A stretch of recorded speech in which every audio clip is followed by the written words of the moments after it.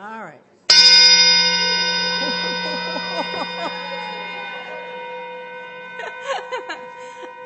I trust I got everybody's attention.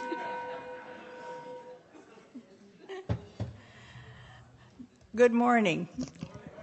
My name is Suzanne Herman, and I'm very happy to welcome everybody this morning to the Unitarian Universalist Congregation of Greater Naples. Whether you are a member of this congregation for many years, a recent visitor here, or a first-timer, we extend the warmest of greetings to you this morning. We're so glad that you're with us, and I'm pleased to see how many people on such a lovely day when you could be doing something else. Our mission statement is on the front of the order of service, and it states that we are a welcoming congregation, freely seeking intellectual and spiritual growth, and we strive to create a larger community of peace, justice, and love. We try to do all this in the spirit of acceptance, love, and commitment with one another, offering mutual support in times of need. If you are new to us, then let me direct your attention to the back of the order of service for some information on who we are and that to which we aspire.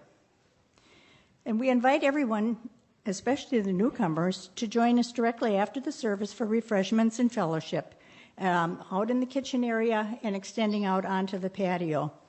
And we have coffee and refreshments for everyone, and it's a nice time to visit with others. Please know that we have hearing devices and large print hymnals available at the back of the sanctuary, and that an usher would be happy to bring them to you. And sometimes we have copies of the news, but I didn't see any blue copies today. So I don't know, are there some? Okay, well, if you have one, it will have all of the events that are coming up next week.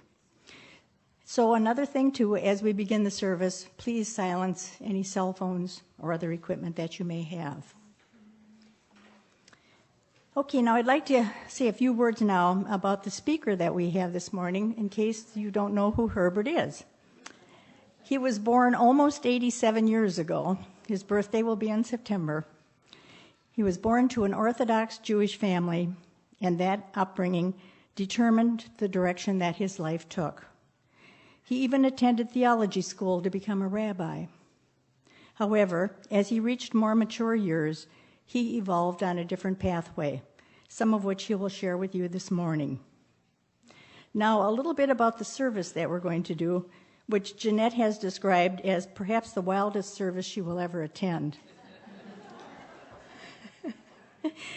It was first described as Herbert Herman and Friends, and we would like to thank everyone who agreed to sing, give a reading, light the chalice to contribute to this presentation. It was also billed as humor, and hopefully there will be plenty of that. But there is also some introspection and thought-provoking musings to take away with you. But whichever direction it goes, it's always done with tongue-in-cheek, sometimes irreverent, but always respectful. So let us begin with the prelude.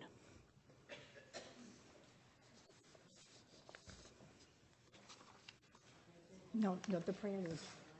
The prelude. Dante, we're going to have the piano first.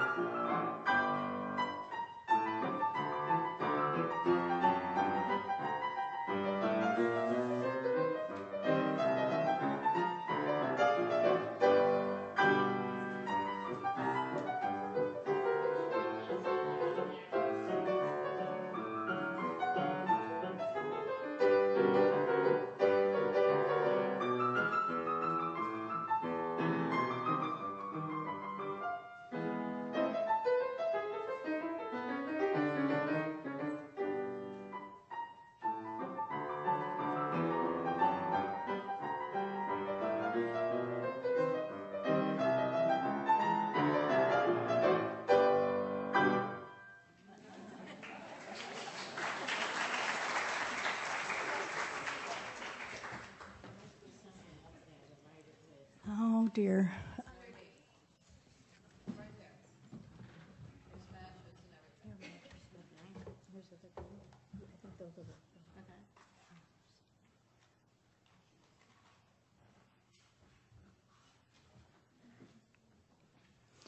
Okay, Flo Beckler is going to light the chalice.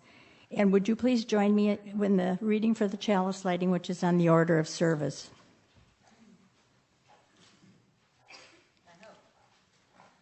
Give it a good hard one, Flo.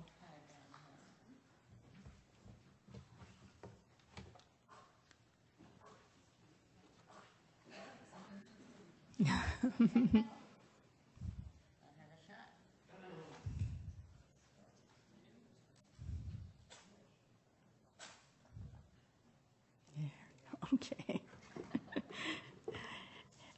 Please join me in reading. In everyone's life, at some time, our inner fire goes out. It then bursts into flame by an encounter with another human being. We should all be thankful for those people who rekindle the human spirit. It's Albert Schweitzer. Now the opening words this morning will be read by Jan Jurgen. It's Solitude by Ella Wilcox. Good morning. Good morning. I want to thank Herbert for inviting me to be part of this morning's service. He asked me to read a poem written by Ella Wheeler Wilcox, who was born in 1850 in Johnstown, Wisconsin. The poem I shall read is called Solitude, which is her most famous poem and was written when she was 33 years old. The inspiration for the poem came as she was traveling to Madison, Wisconsin to attend the governor's inaugural ball. A widowed young woman sitting next to her was crying and sobbing and could not be consoled. Ella was so depressed by what she had experienced that she could barely attend the festivities of the scheduled inaugural ball. Looking at her own radiant face in the mirror, she wrote the opening lines of Solitude. Solitude. Laugh, and the world laughs with you. Weep, and you weep alone. For the sad old earth must borrow its mirth, but has trouble enough of its own. Sing, and the hills will answer. Sigh, it is lost on the air. The echoes bound to a joyful sound, but shrink from voicing care. Rejoice, and men will seek you. Grieve, and they turn and go. They want full measure of all your pleasure, but they do not need your woe. Be glad, and your friends are many. Be sad, and you lose them all.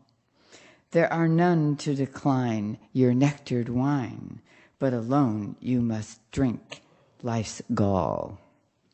Feast, and your halls are crowded. Fast, and the world goes by. Succeed and give, and it helps you live, but no man can help you die. There is room in the halls of pleasure for a large and lordly train, but one by one we must all file on through the narrow aisles of pain. I want to make one other statement. When I was looking at the poetry of Ella Wilcox, she has been involved in several anthologies of bad poetry. She was very popular, but not literary.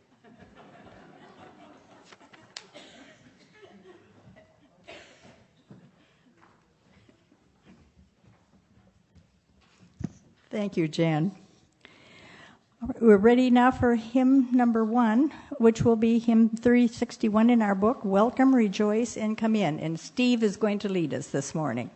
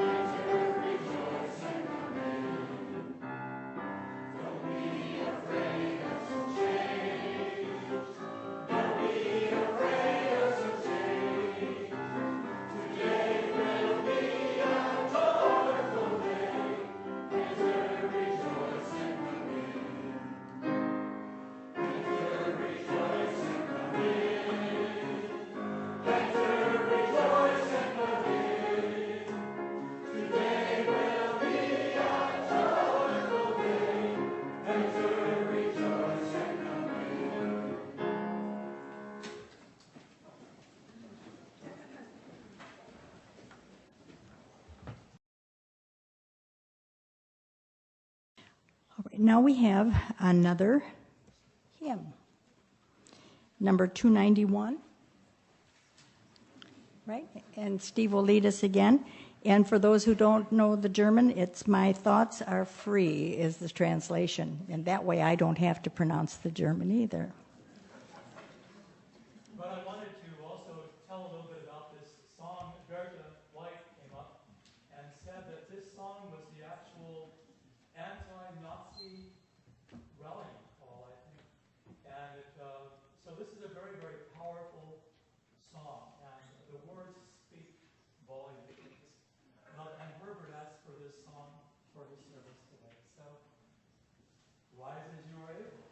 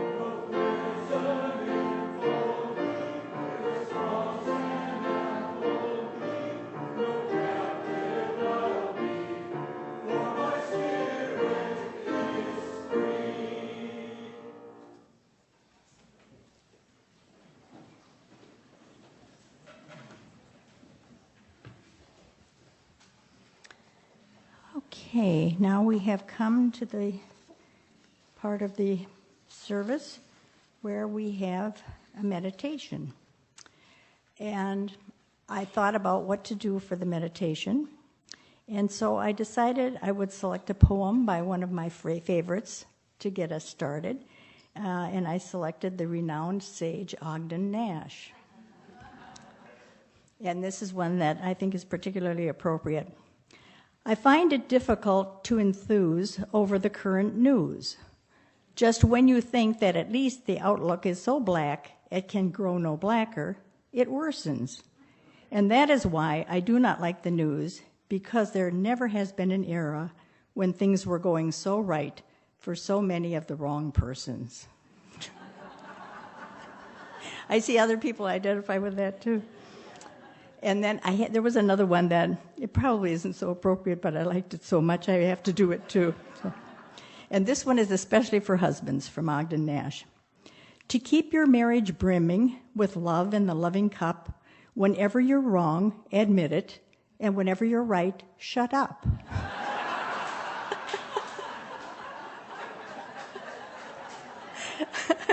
I think he's very funny. Okay, now with those musings in mind, and maybe some of your own that are more appropriate, let's have a moment of silence in which we do individual meditation.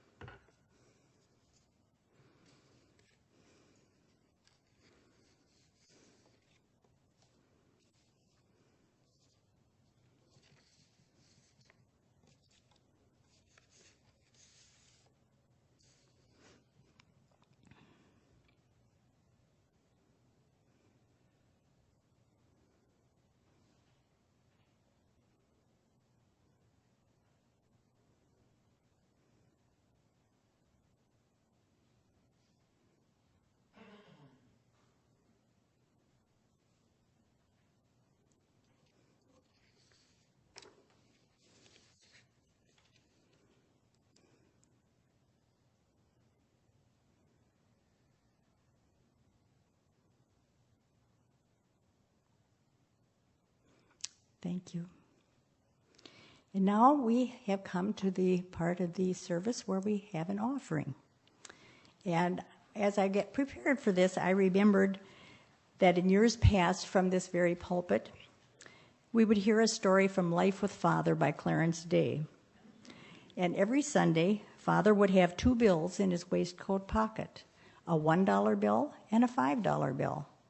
And whichever one he deposited in the plate was determined by the quality of the sermon. So we avoid that by having the offering before the sermon. Okay. So will the ushers please come forward?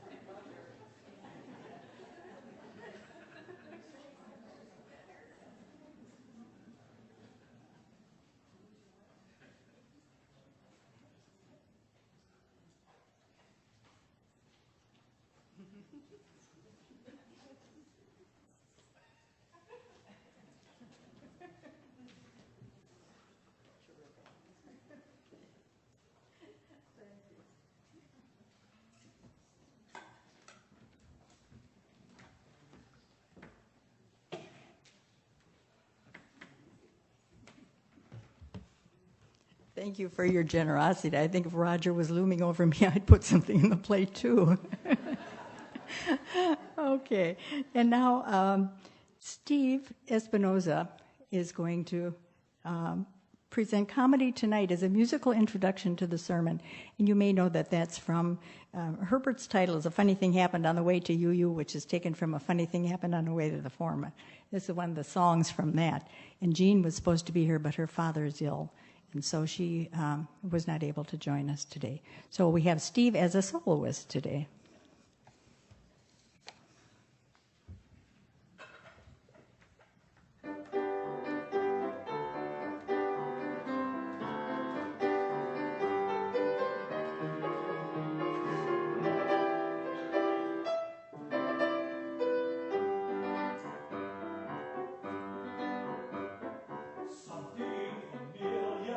Something everyone would call me.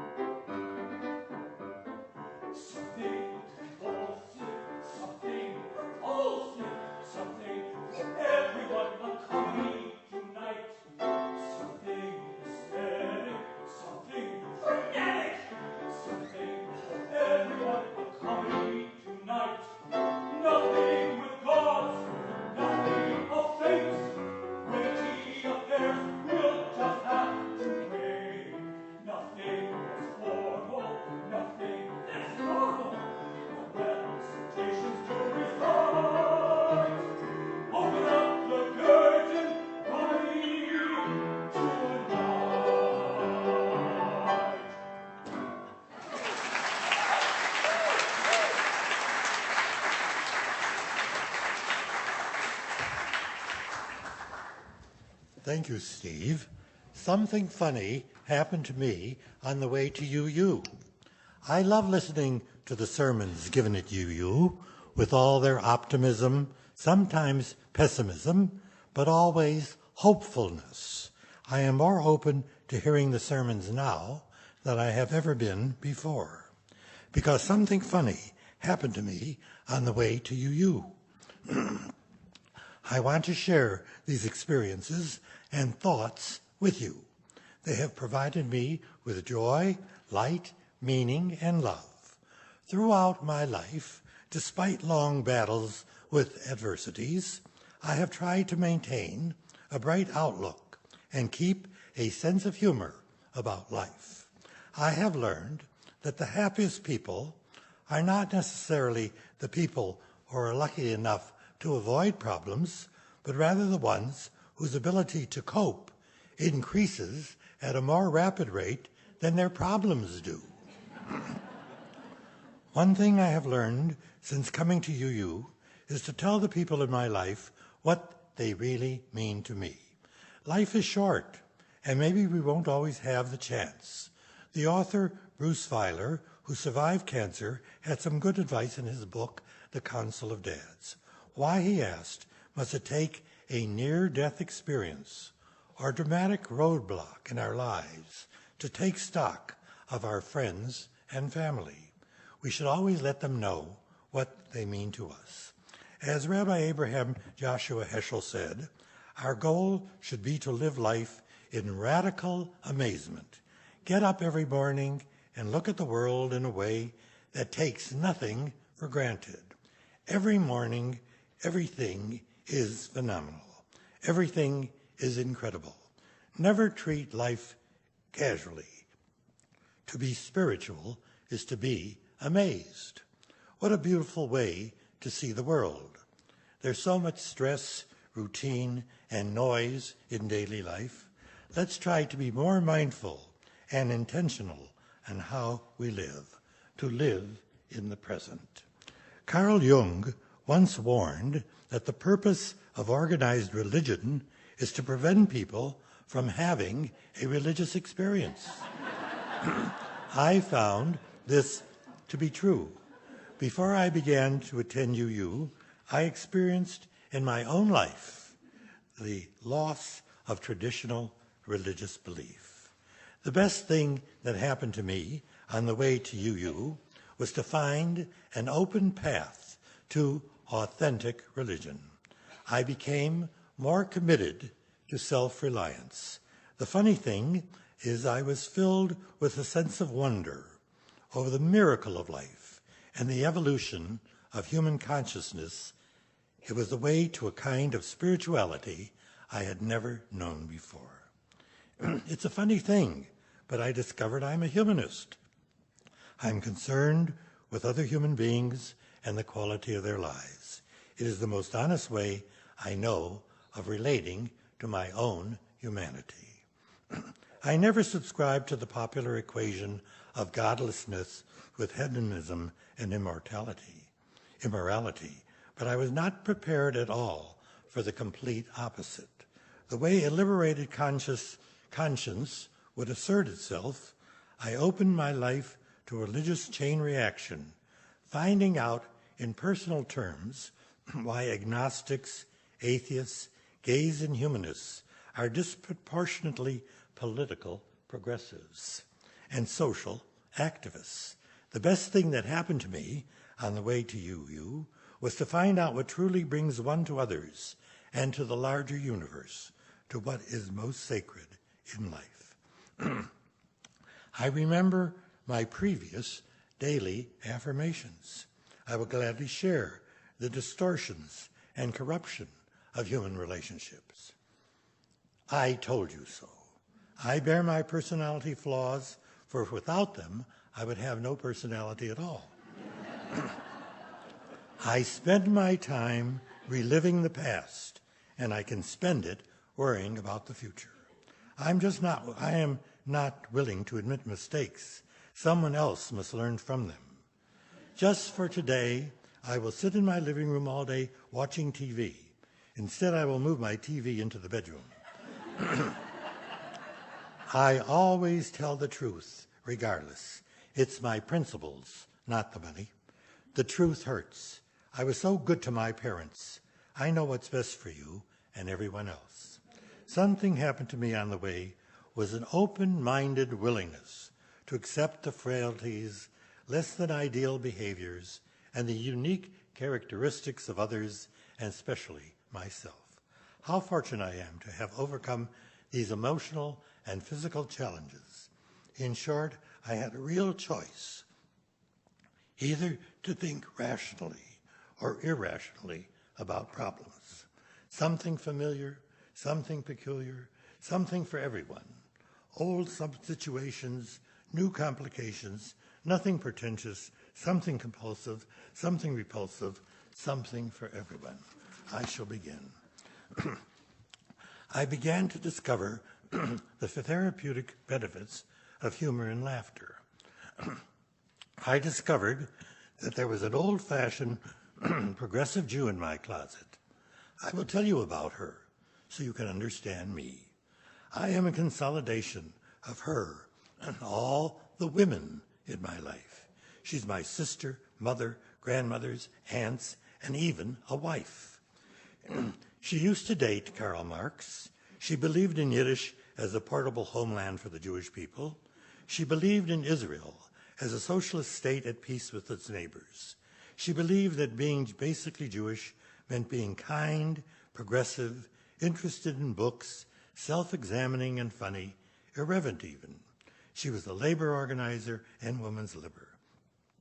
She signed petitions to stop lynching and to integrate Major League Baseball. She believed in black-white solidarity. She was a friend of Paul Robeson.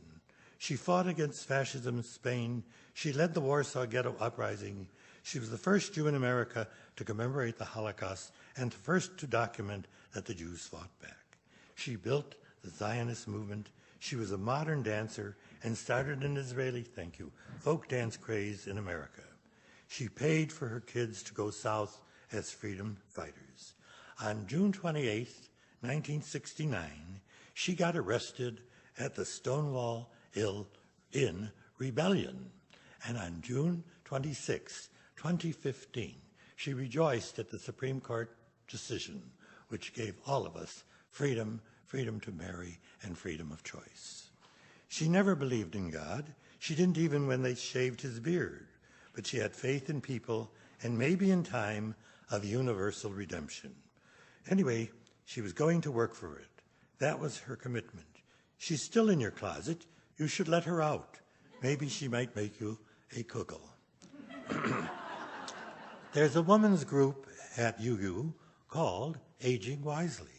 One thing my wife, who's an attendee, told me is that women have learned, be confident, look confident, don't apologize for who you are. Own it. One of the funniest things in my life became my ability and capacity to laugh, first at myself and then at the world around me. Laugh is infectious. The sound of laughter is far more contagious than any cough, sneeze, or snivel. It brings people together and increases happiness and intimacy. Humor and laughter strengthen the immune system, boosts your energy, diminishes and protects you from stress. Best of all, this priceless medicine is fun. Let me give you several doses of this medicine.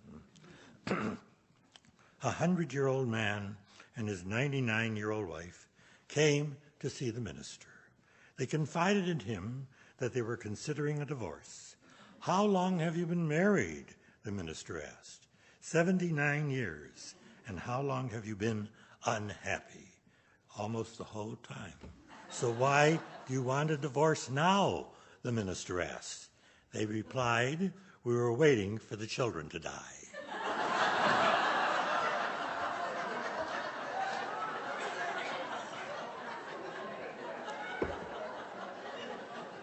This congregation has an active membership interested in the affairs of the community. A segment of our members take a great interest in school board issues. Recently, some of them volunteered to look at the children's books. Some of the approved books being distributed are You Are Different, and That's Bad. The Kid's Guide to Hitchhiking. You Were an Accident. The Little Sissy Who Snitched. The Pop-Up Book of Human Anatomy. Strangers Have the Best Candy. Eggs, Toilet Paper, and Your School. The Boy Who Died Eating All His Vegetables. Curious George and the High Wire Fence. Pop Goes Gerbil and Other Great Microwave Games. Whining, kicking, and crying to get your way. Your nightmares are real. Why can't Mr. Fork and Mrs. Electric Outlet be friends? Daddy drinks because Mommy cries. There are other titles in the school board library, but some of the board members are still checking out the pictures at the medical library. An elderly couple were explaining to the minister about the memory clinic they were attending. The husband said, they taught us the latest psychological techniques, visualization, association. It has made a big difference for us, he said. That's great, the minister said. What's the name of the clinic? The old man's face went blank. He thought and could not remember. Finally, he smiled. What do you call that flower with the long stem and thorns? You mean a rose? Yes, that's it, the old man said. He turned to his wife. Rose, he said, what is the name of that clinic?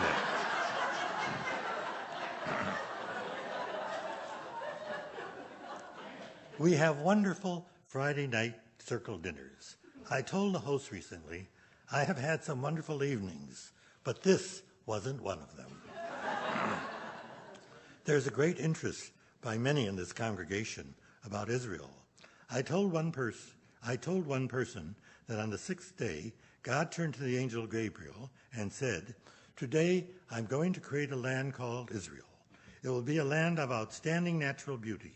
It will have rolling hills and mountains full of sheep and goats and eagles and sprawling clean oceans full of sea life and high cliffs overlooking sandy beaches.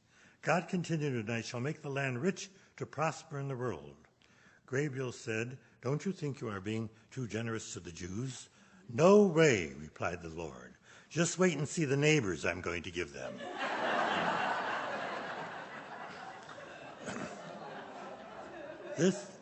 This congregation has a wonderful Sunday school and the smartest, most sophisticated bunch of kids. A few weeks ago, the teacher was leading them back into the sanctuary and told them they had to be very quiet. She asked, why is it necessary to be very quiet? One young fellow answered, because people are sleeping. Sometimes events aren't so funny. A funeral service was being held in Thomas Hall. At the end of the service, the pallbearers carrying the casket accidentally bumped into the wall, jarring the casket. They heard a faint cry. They opened the casket and found the woman actually alive. She lived for 10 more years and then died. A ceremony was again held at the same place. As the pallbearers were carrying the casket out, her husband called out, "Watch out for the walls." Speaking about funerals, our minister was to hold a graveside service. Not knowing where the cemetery was actually located, he made several turns and got lost. When he eventually arrived, an hour late, the hearse was gone, the backhoe was next to the grave, and the workmen were sitting under a tree. Our diligent young minister went to the open grave and found the vault already in place.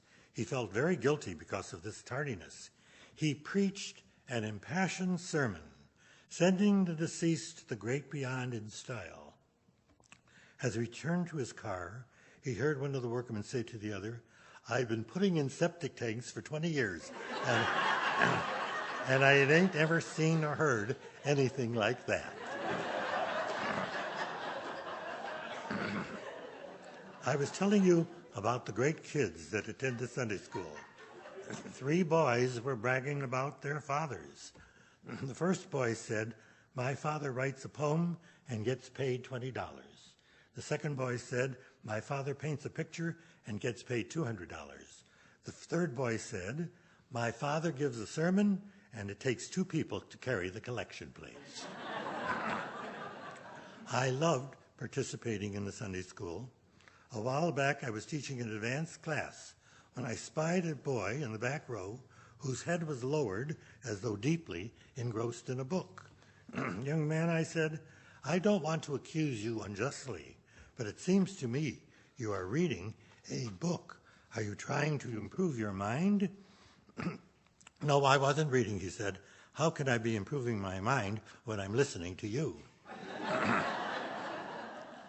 A young minister once asked one of his advisors, an eminent Unitarian preacher, for some instructions. "Young fellow," the famous man began, "all I have to say is this. In promulgating your esoteric cogitations and articulating superficial sentimental and psychological observations with platitudinous ponderousness, let your extemporaneous decantations and unpremeditated expiations have intelligibility and veracious vivacity without rhodomontade and thrasonical bombast. Sedulously avoid all polysyllabic, parsimonious vacuity, pestiferous profanity, and similar transgressions. Or to put it differently, talk simply, naturally, and above all, don't use big words." Our minister has learned a lot about this congregation. He visited an elderly member of the congregation. He sat on the couch next to a table with a large bowl of peanuts. "Mind if I have some?" he asked. "Not at all," the woman replied. After a while, he apologized for eating almost all of them. "Oh, that's all right," the woman said. "Since I lost my teeth, all I can do is to suck the chocolate off of them."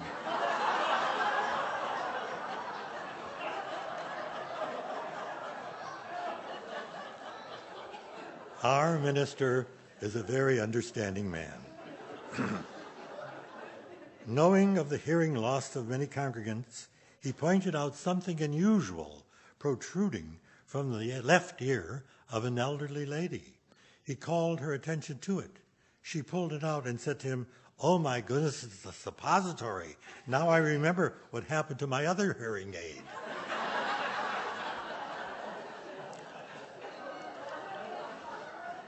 A member of the congregation was walking down the street one night when he was mugged. As he lay bleeding, a friend from the church who happened to live nearby rushed up and said, "As a true Unitarian, whoever did this to you needs help." Our minister had to instruct the receptionist to answer the phone and tell the caller the minister is busy. "Don't keep telling people who called. It's a madhouse here." As soon as the minister entered his office, there was Tom waiting for him. "I need your advice," said Tom. "Okay, how can I help you?" "Reverend, is it right for one man to make money from another man's errors?" "No, it certainly is not right," was the reply. "Are you absolutely sure?" "I'm absolutely positive." "I am so pleased to hear you say that," Tom answered. "So would you please return the money I paid you for marrying me and my wife in the garden a few months ago?" One of our members related she told her psychiatrist she hated her mother. The psychiatrist asked her, "Why do you hate your mother?" But when she told the Unitarian minister that she hated her mother, he said, "Thank you for sharing." Members of this congregation love their piano accompanist. One of the members approached her a while back and said, "Can you teach my daughter to play the piano?" "Listen," said the pianist, "I can teach any child, including your daughter. Why, in just a few months you will be able to discuss such terms as pizzicato, pianissimo, allegro, fortissimo." "What kind of language is that?" the mother asked. "Italian, of course. For what you are charging for a lesson, you can at least teach her in English." One of the many fine activities that are being held here is the book club. I urge you to attend. Recently, we read a piece by Dorothy Parker. All the ladies could relate to this poem. "In youth, it was a way I had to do my best to please, and change with every passing lad to suit his theories. But now I know the things I know and do the things I do, and if you do not like me, so to hell, my love, with you. The minister was saying goodbye after the Sunday service as usual, when a very distraught member came up to him. "What's bothering you so much, Lucille?" he asked. "Oh, Reverend, I've got terrible news." "Oh, what is it?" he asked. "Well, my husband died this morning, just before I came here." "Oh, Lucille, I'm so sorry. Tell me, did he have any last requests?" "Well, yes, he did, Reverend." What did he say?" She replied, Please, Lucille, put down the gun."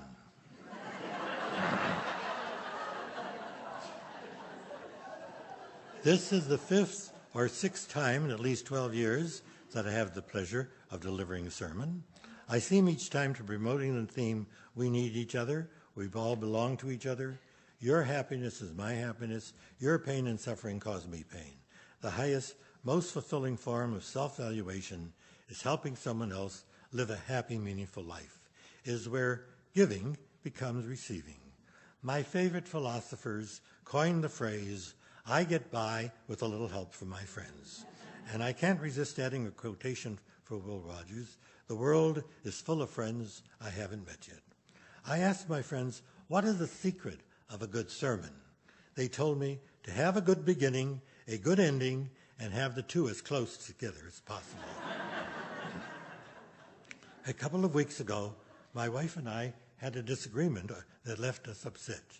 You know the old saying, never go to bed angry. Well, we did. We slept on it. In the morning, Suzanne's mind was so clear that she was able to tell me precisely the ways in which I was wrong. But I had slept on it too. My mind had clarified to the degree that what I heard her say, what she had to say, I could recognize instantly that she was right. And I was glad. So now, whenever I have a problem, I'll have Suzanne sleep on it.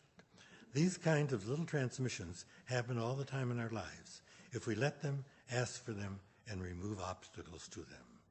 Well, anyway, what's been my point? No matter how good or how bad you've had it, no matter how well off you are financially or how loving your family, not even if you've had the good fortune to grow old with the person you love, age will come and take it away. Life may be full of misery and suffering and unhappiness, or it may be full of love, pleasure, and joy. Either way, it's over much too quickly. What else can you do but laugh?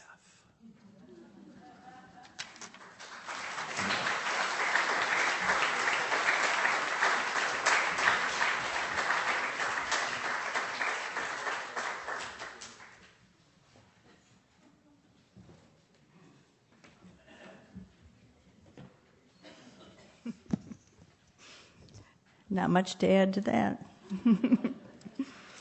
Okay. We now have some closing words. And Joan Insel is going to read for us. And she's reading Desiderata, which is a prose poem written by Max Ehrmann in 1927. And the word is Latin for desired things. It was a favorite of Adlai Stevenson, who was a member of the First Unitarian Church in Bloomington, Illinois. So, Joan, there you are.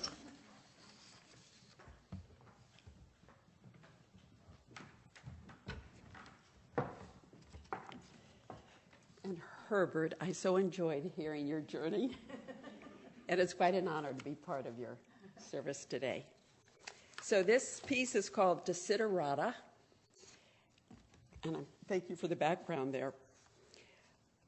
Go placidly amid the noise and the haste, and remember what peace there may be in silence.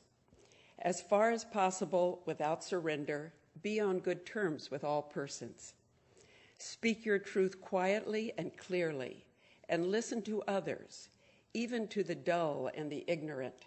They too have their story. Avoid loud and aggressive persons. They are vexatious to the spirit. If you compare yourself with others, you may become vain or bitter, for always there will be greater and lesser persons than yourself. Enjoy your achievements as well as your plans. Keep interested in your own career, however humble. It is a real possession in the changing fortunes of time. Exercise caution in your business affairs, for the world is full of trickery. But let this not blind you to what virtue there is. Many persons strive for high ideals, and everywhere life is full of heroism. Be yourself. Especially do not feign affection.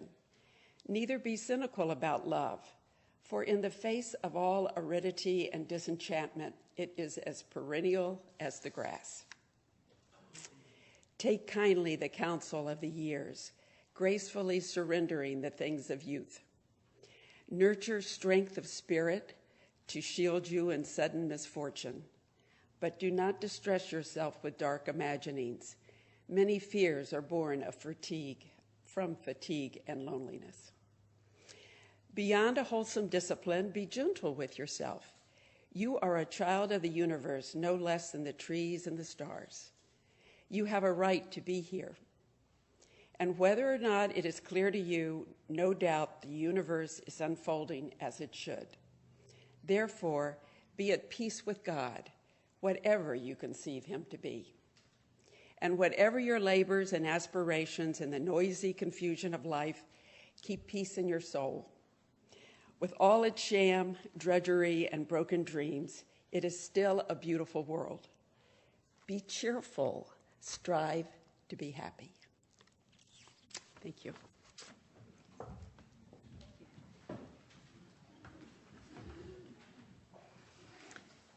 Okay, now we have a concluding song, which everybody will join in, and you'll see the words on the opposite side of the page, When You're Smiling, by Mark Fisher, Joe Goodwin, and Larry Shea. And again, Steve will lead us. Okay, are we ready? And please rise as you're able.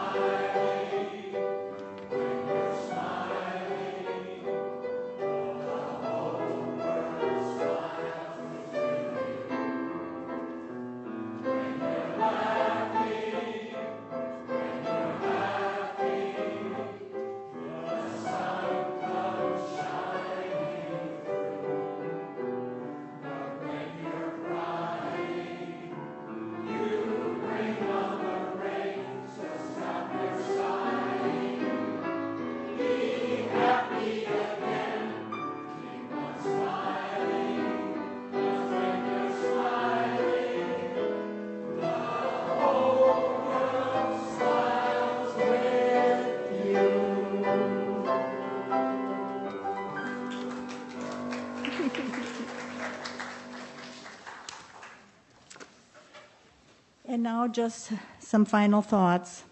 These are from Paul Robeson. Sorrow will one day turn to joy. All that breaks the heart and oppresses the soul will one day give place to peace and understanding, and everyone will be free. Thank you.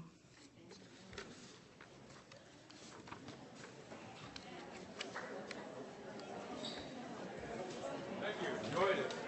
Appreciate it. Thank you. Great. Thank you. Appreciate it. You're welcome. It was fun, wasn't it? It was.